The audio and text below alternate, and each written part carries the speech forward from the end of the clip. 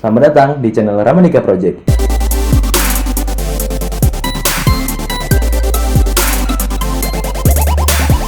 Bersama gue Rama. Jadi di sini kita bakal ngebahas tentang ngedesain, tentang foto, video, dan juga teknologi. Tapi sebelum kita ngedesain, ada baiknya kita ngebahas tentang teknologi yang bakal kita pakai dulu nggak sih? Ya, jadi lebih tepatnya sekarang kita bakal ngebahas tentang PC. Dan lebih tepatnya lagi kita bakal ngebahas tentang ngerakit PC dulu nih. Jadi kebetulan gue juga sekarang pertama kalinya gue ngerakit PC. Dan ya bisa dibilang gue seorang pemula banget nih ya. Dan jadi sini gue mau cerita-cerita aja nih ke teman-teman sekalian. Mungkin ada juga yang pengen ngerakit PC tapi bingung mulainya dari mana, gimana cara nyari komponen yang tepat. Terus kalau ini kompatibel nggak sama ini, ntar kalau misalnya ini nggak kompatibel terus udah terlanjur beli, dananya diapain dong gitu kan. Nah jadi di sini gue mau cerita-cerita aja dan sharing. Tapi sebelumnya gue mau bilang dulu di sini gue juga sebagai pemula. Jadi yang gue ceritain ini adalah hasil dari observasi gue sekitar beberapa minggu yang lalu lah, pokoknya kira-kira beberapa minggu yang lalu gue belajar tentang gimana cara ngerakit PC. Jadi setelah gue mendapat informasinya, ya sekarang coba share lagi ke kalian gitu. Jadi di sini gue bakal ceritain tips-tips merakit PC untuk para pemula ya. Ya mungkin buat teman-teman yang udah expert gitu ya ngerakit PC, ya ini cemen lah gitu, kayak cherry banget. Ya udah nggak apa. Jadi gue mau share dan gue buat disclaimer lagi ya. Di sini PC yang gue rakit adalah PC yang secukupnya aja buat gue dengan budget tertentu. Jadi bukan PC sultan gitu ya. Jadi jangan berharap kayak gitu. Ini yang secukupnya aja dulu buat gue. Ya udah, daripada kebanyakan intro, mending langsung mulai aja ya. Tips merakit PC untuk pemula. Jadi yang pertama, sabar. Iya beneran, sabar. Jadi kalau misalnya kita punya keinginan nih, misalnya kita punya keinginan, aduh gue kayaknya butuh PC nih buat ngerjain ini, buat ngerjain itu. Tapi sebenarnya kita belum terlalu darurat buat punya. Itu mendingan sabar dulu aja, tenang dulu, jangan langsung dipaksakan pada saat itu. Misalnya kalau ternyata di beberapa bulan kemudian kita baru merasa, oh ternyata kita butuh pada waktu tersebut nih, kita udah butuh sekarang. Nah harusnya kan harapannya kalau udah beberapa bulan kemudian tabungan kita kan bisa lebih bertambah gitu ya. Dan juga kalau udah bertambah tabungannya kan berarti bisa dapat spek yang lebih tinggi lagi nggak sih? Kemudian tips yang kedua adalah jangan terlalu terpaku sama spek yang tinggi. Jadi kalau misalnya kita mikir, aduh kayak mau ngerakit PC sekalian yang i7 aja lah atau i9, terus maunya Vega-nya sekalian aja RTX. Jangan gitu dulu mikirnya, karena kita sesuaikan dulu sama budget kita. Ya kecuali kalian sultan gitu ya, jadi mau PC yang langsung levelnya di atas banget tuh silakan aja. Cuma kan di sini gue sharing buat teman-teman yang ya seperti gue juga dengan budget yang ada, terus kita maksimalkan dananya bisa dapat PC terbaik yang paling cocok buat kita. Karena sebenarnya kalau misalnya kita lihat reviewnya ya, lihat spesifikasinya PC yang ya kelas menengah lah, itu harus sih bisa sesuai dengan kebutuhan kita ya. Jadi nggak usah terlalu mikir yang terlalu tinggi dulu. Oke, sekarang ke tips yang ketiga ya. Tips yang ketiga tuh adalah coba cari PC yang dananya itu lumayan jauh dari dana yang lo punya. Jadi anggap misalnya nih ya, lo punya dana 10-an gitu. Coba cari aja reviewnya PC yang harganya 6-an dulu. Nah, terus lo baca atau tonton sampai habis. Kalau ternyata speknya itu sesuai dengan lo, ya udah berarti aman dong. Lo jadi bisa ditabung lagi tuh sisa 4 jutanya kan. Nah, tapi kalau misalnya ada beberapa komponen yang menurut lo kurang kayak gitu, misalnya wah ini prosesornya nih kurang nih, gue mau naikin levelnya, berarti lu naikin di prosesornya. Terus misalnya oh VGA-nya cukup, ya udah VGA-nya biarin aja. Terus misalnya ini wah ini ternyata SSD-nya cuma 128, gue butuhnya yang 500 GB misalnya, ya udah lu naikin di SSD-nya. Nah kan kalau dengan kayak gitu, misalnya lu totalin selisihnya jadi nambah 2,5-an. Berarti kan kalau misalnya 6 tambah 2,5 ya jadi 8,5. Berarti kan lu masih ada sisa 1,5-an, itu bisa lu tabung lagi kan. Jadi dana lu nggak jebol. Dan kemudian tips yang keempat adalah coba tontonin semua review dari setiap komponennya.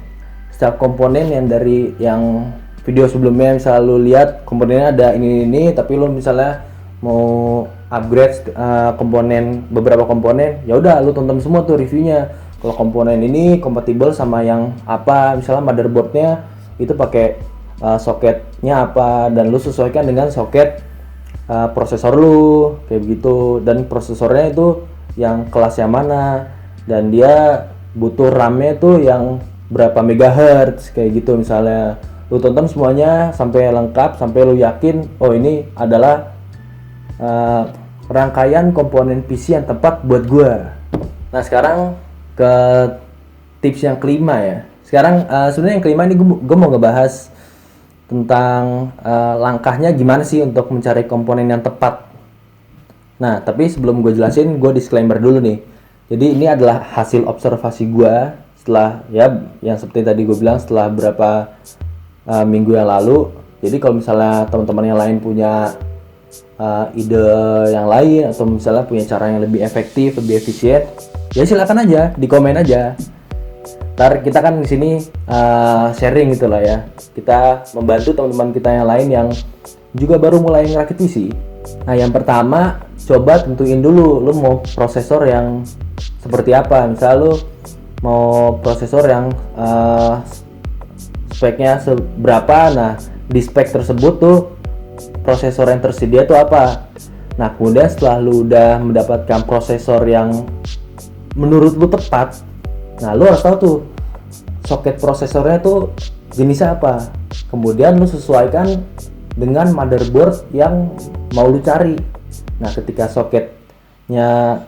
soketnya si apa namanya itu prosesor sama motherboardnya udah sesuai, berarti udah sesuai nih, aman. Ya udah, selanjutnya dari motherboard ini kalian cari kompatibilitas terhadap RAM. Nah biasanya RAM juga tergantung terhadap prosesornya. Jadi misalnya prosesor tertentu memiliki maksudnya kompatibel dengan RAM yang misalnya 2666 MHz. Nah berarti lu harus cari RAM yang spesifikasinya segitu. Kemudian lu juga harus cari tahu juga lu mau RAM yang single channel atau dual channel. Oh ya, dan jangan lupa juga ketika lu milih motherboard, sesuaikan lu mau yang form factornya yang apa. Lu mau yang ATX kah, atau micro ATX, atau mungkin mini TX. Karena nanti ukuran motherboardnya itu bakal menentukan lu pakai casingnya yang segede apa. Nah kalau misalnya mereka bertiga udah lu cari dengan tepat, harusnya sih udah aman ya. Jadi lu tinggal cari VGA-nya apa yang cocok buat lu. Terus tapi ini gue masih belum tahu apakah semua VGA soket ke apa ya, gue lupa nama soket VGA ya, itu ntar silakan kalian komen apakah setiap VGA itu soket sama apa enggak. Kemudian misalnya kalian mau pakai WiFi misalnya kan ini bisa pakai WiFi atau LAN ya. Jadi itu tergantung motherboardnya. Kalau misalnya motherboardnya punya soket buat WiFi, kalian bisa masang WiFi kayak gitu. Nah tapi misalnya kalau misalnya kalian PC kalian mau kalian pasang dekat dengan router, berarti kan WiFi nggak perlu banget gitu ya.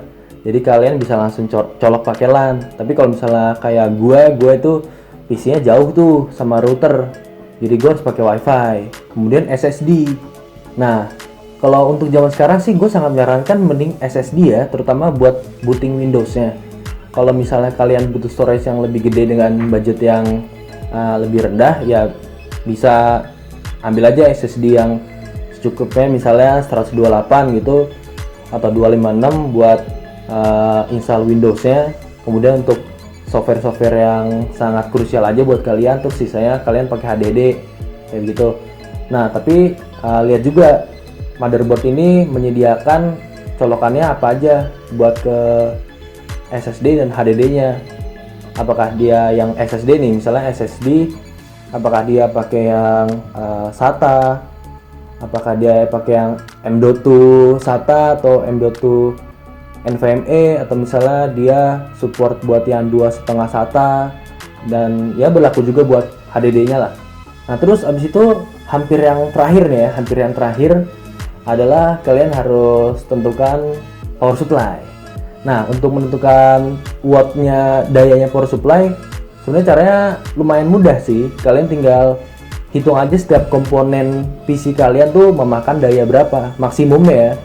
Jadi ketika kalian udah mendapatkan daya maksimum yang bisa disedot sama setiap komponen komputer kalian, ya udah berarti kalian bisa langsung milih power supply yang cocok. Dan pilih yang ya pasti yang melebihi dari jumlah yang kalian butuhkan sih, pasti gitu sih. Dan kemudian yang terakhir adalah milih casing. Nah, milih casing itu ada hubungannya sama tadi kalian milih motherboard. Kalau misalnya kalian milihnya yang motherboard ATX, ya berarti casingnya ambil yang ATX. Kalau misalnya pakai motherboard yang micro ATX, berarti casingnya yang micro ATX. Kalau misalnya kalian ambil motherboard yang mini TX, berarti casingnya yang mini TX. Dan juga jangan lupa kalian pastikan casing tersebut mempunyai sirkulasi udara yang bagus. Jadi jangan sampai PC kalian tuh jadi kayak ruangan yang panas banget gitu ketika lagi kerja keras, karena kan itu bakal ngaruh ke maintenance perawatan komponen kalian. Dan lifetime-nya kalau misalnya terlalu panas kan, lifetime-nya kan jadi makin memendek kan. Jadi pastikan semua komponen kalian bisa tetap adem gitu di dalamnya. Dan kalau perlu ya alokasikan lagi sih dana buat pakai kipas.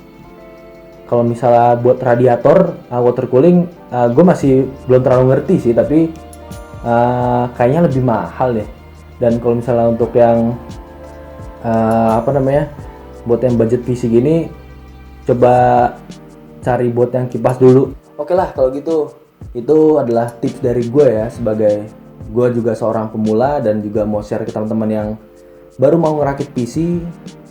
Ya semoga bermanfaat dan juga bisa menginspirasi. Dan sekalian gue mau rangkum tadi yang udah kita bahas. Yang pertama, sabar. Jadi kalau misalnya ya dananya belum cukup ya, maksudnya kalau ngepas banget ya sabar aja dulu, nabung dulu lagi. Terus kedua, jangan terpaku spek tinggi.